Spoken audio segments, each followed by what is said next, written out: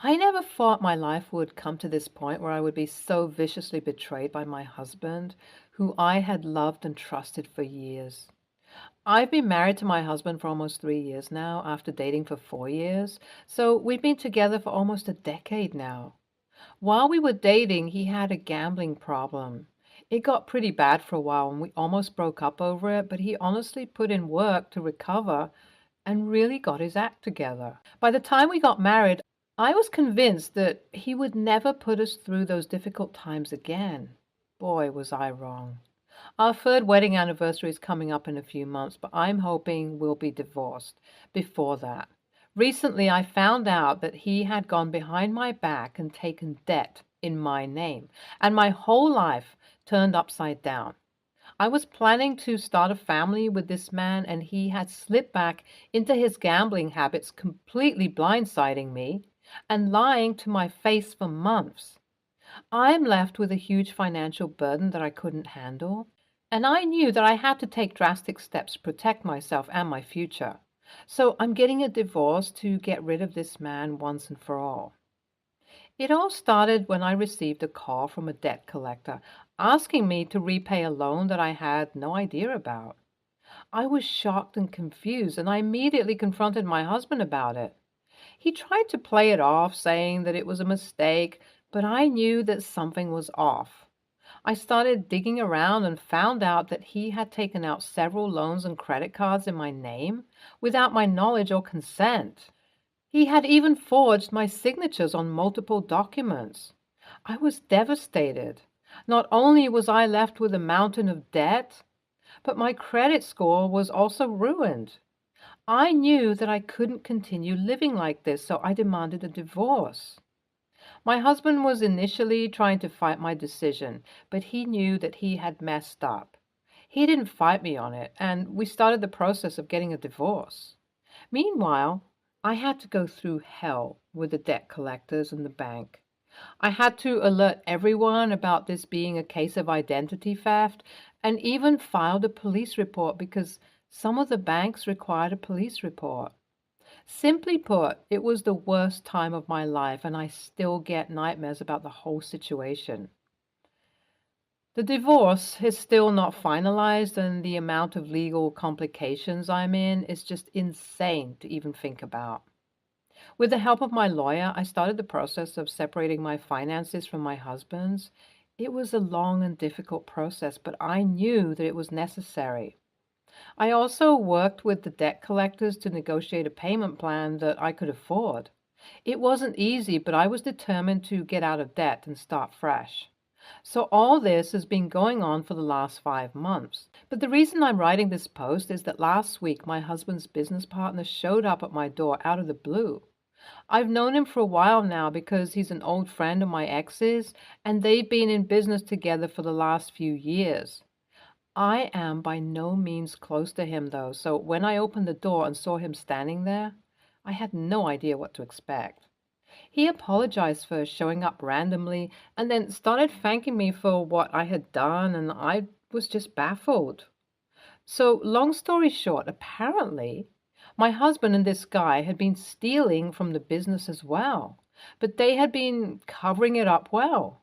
But now that my husband has identity theft and financial fraud on his record, it would be easy for his partner to get him kicked out of the company. He had apparently covered his tracks well, but I knew that if information about stealing went out, it would be over for both of them. But with my husband out of the picture, it was going to be easy to kick him out and take control of the business without anyone finding out about what the two of them were up to, because everyone will be preoccupied with the active cases against him. After telling me all this, he thanked me again for standing up for myself. But then he said something completely unexpected. He offered to help me pay my debts and get me closer to a fresh start for a life without my husband. In return, I just had to agree to meet the board members of the company and give my account of things. He assured me that this would be done in secret and that my husband wouldn't find out about any of this. He then said I could take a few days to think about it and left. I couldn't believe what I was hearing. My husband had not only ruined my financial future, but also put his own business at risk while I was completely clueless. I was angry, hurt, and confused, but at the same time, I'm very tempted. I have just started to take control of my life, and he definitely is in a financial position to make things right. Now, the reason I'm writing this post is because I'm a little wary of my ex's business partner, to say the least. This guy had no problem stealing from his own business and backstabbing his business partner.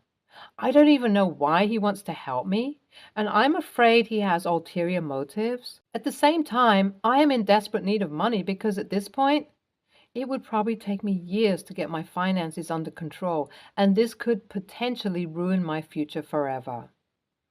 As for the deal with my ex-husband's business partner, I want to make it clear that I will not tolerate any illegal or unethical behavior. I'm tired of secrets, and at this point, I have no idea if I can even trust him. Any advice would be appreciated because I really have no one to talk to. Update 1. Thank you for all your support. I was expecting people to be mean, but almost all of you have been very kind. It was also great to hear that other people have been through similar things. I'm so sorry to hear that, but thank you for sharing your stories. I don't feel like I'm the only one. I've also gotten tons of questions. I couldn't go through all the comments, but I'll answer a few. I own a small home baking business, so I'm self-employed. My ex-husband had always been the one to handle all our finances.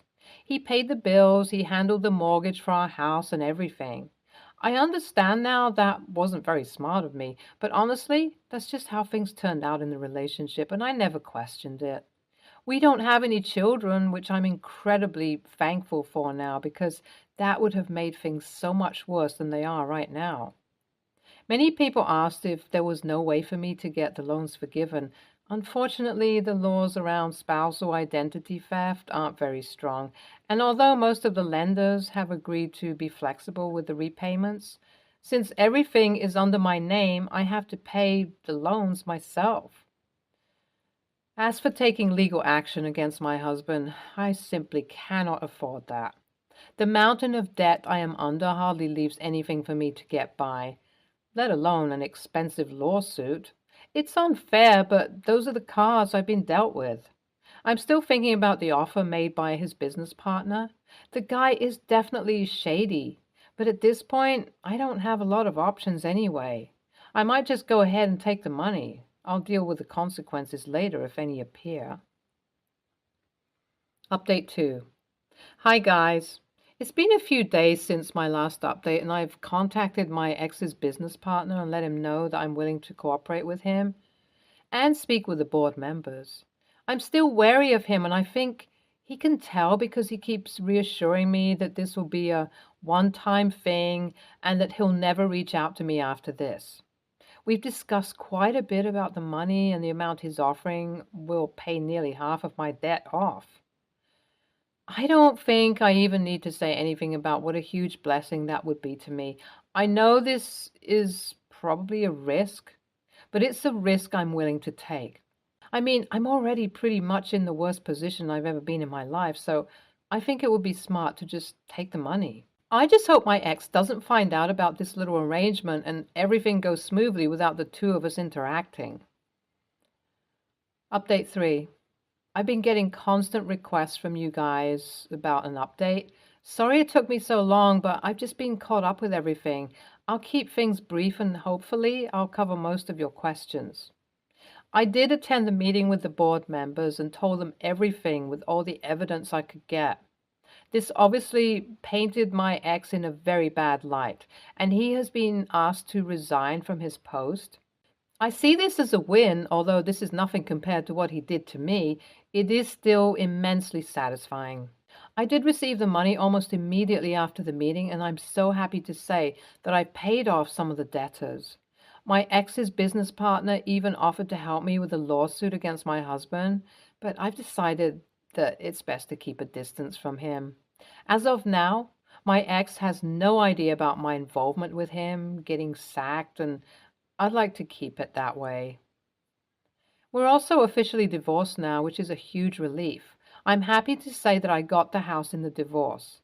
This is a huge help because I can handle my business as usual and try to expand because I need the money much more than I did when I was married. My finances are still ruined and my credit score is destroyed.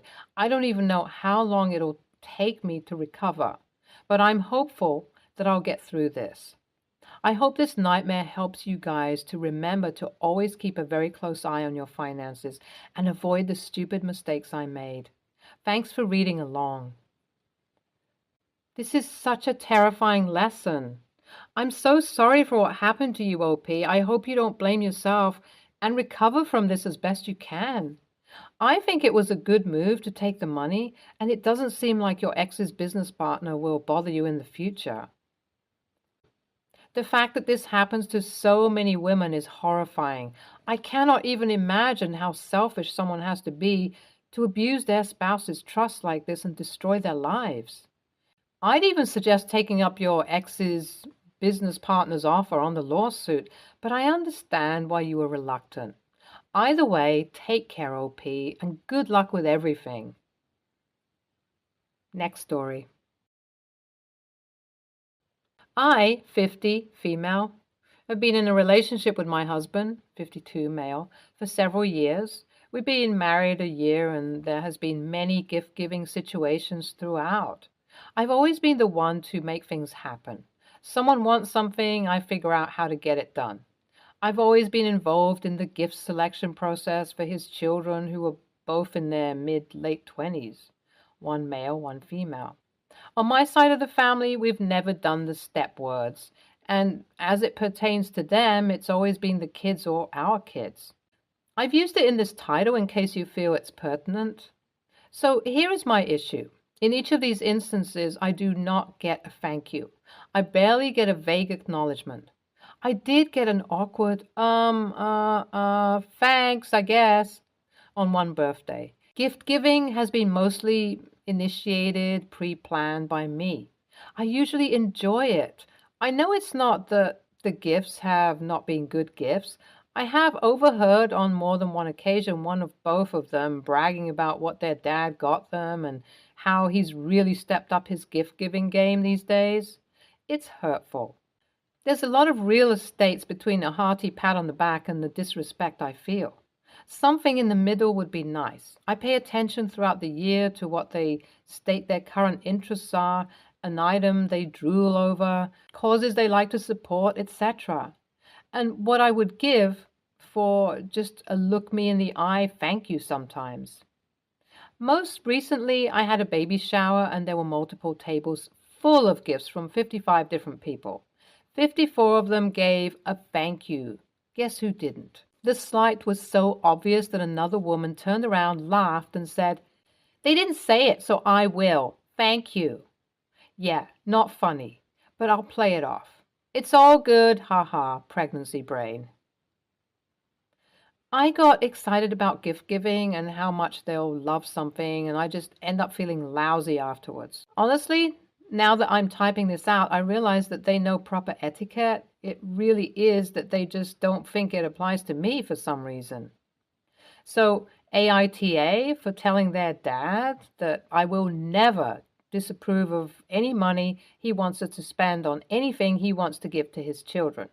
I'm just no longer comfortable putting myself in that position when there is so little or no appreciation. I will try to thicken my skin over this and am hopeful that eventually I will resume my current level of active participation. But for now, it's okay to step back, right? Honestly, you really need to look at your husband here. He can set the tone very quickly. Whether it works or not would remain to be seen. But the fact that he's not stepping up on his own is a huge red flag. A lot of AHs in the story, but you ain't one. NTA.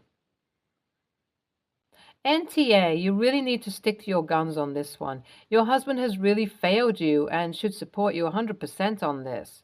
But he will try to guilt you, and so might others.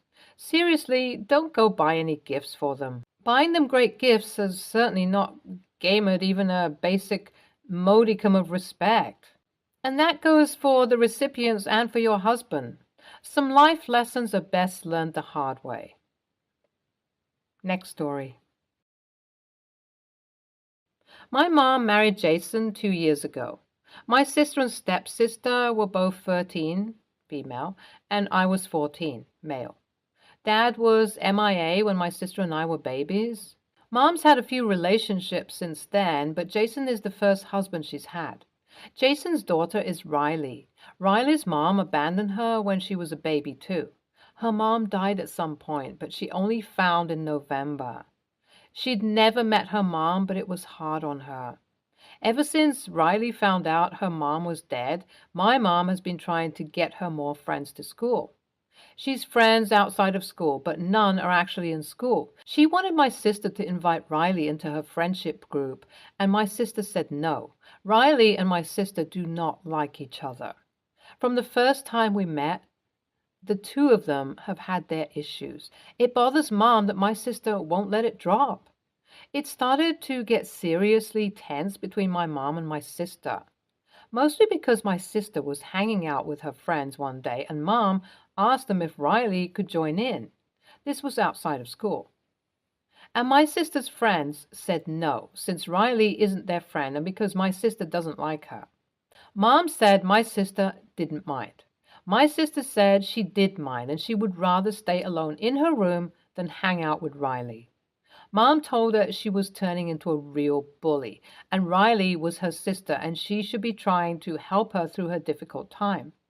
My sister told Mom they didn't like each other and didn't care about each other, so why would either of them want to help the other? When my sister and I still hung out together after that incident, Mom pulled me up and said I should be blasting my sister and including Riley more. That I should be showing Riley the loyalty I show my sister. I laughed and asked her why she thought I had loyalty for Riley. Mom said of course I do because we're family and she's my younger sister now. And how could I not be loyal to her? That I have always been loyal to my sister. I told Mom because my sister and I are siblings, close siblings as well as friends, and I love her, that I don't have to be loyal to Riley just because I'm loyal to my sister. I told her Riley might be like a daughter to her now, but she's not like a sister to me. She told me I was saying horrible things and I should be better than this. I told her to ask Riley if she's an only child or has siblings. Mom said Riley would of course answer that she has siblings. Newsflash, she doesn't. But Mom and Jason kinda too like to ignore this and act like Riley was so desperate to be siblings with us. Mom told me I should be loyal to both sisters, but especially to the ones who needs me the most right now. Riley in her eyes. She told me I was not being a good big brother and I should be ashamed of myself for dismissing Riley the way I do. AITA? Edit. Adding some stuff I cut because my post was originally too long. Riley and her friends have said my sister is fat. Not to my sister's face, but still in the house. I think that's what made her dislike or target my sister. She probably saw her as an easy target and expected her to be all meek and quiet because of her body shape. She doesn't really come for me at all, but I have told her to leave my sister alone since hearing her and her friends say that about my sister, I know she hasn't stopped talking about my sister like that either. But I only heard it twice after the first time, but I know from how her friends act that they talk shit like that a lot. NTA, you should not be dragged into this matter, especially to reprimand your sister. You aren't the parent or guardian in this situation, so it is wrong for your mother to drag you into this. Plus, relationships can't be forced, and your mom trying to get her to hang out with your sister won't fix the issue. NTA, your mom isn't being a good parent by not listening to her children's feelings and trying to force relationships on them. Your mom isn't being a good parent by trying to shame and badmouth her own children because they do want to be friends with her stepdaughter who also doesn't want to be friends with them. Ask your mom why trying to force your sister to be friends with her stepdaughter is worth your mom ruining her relationship with her own daughter because she doesn't respect your sister's right to choose her own friends. NTA, you can't force these things. Your mom is more likely to drive you further apart with that attitude. Eventually, you and your sister away, you've more chance of developing a bond with her if your mom backs off and lets things naturally develop. Stay tuned for more stories from our girl relationship.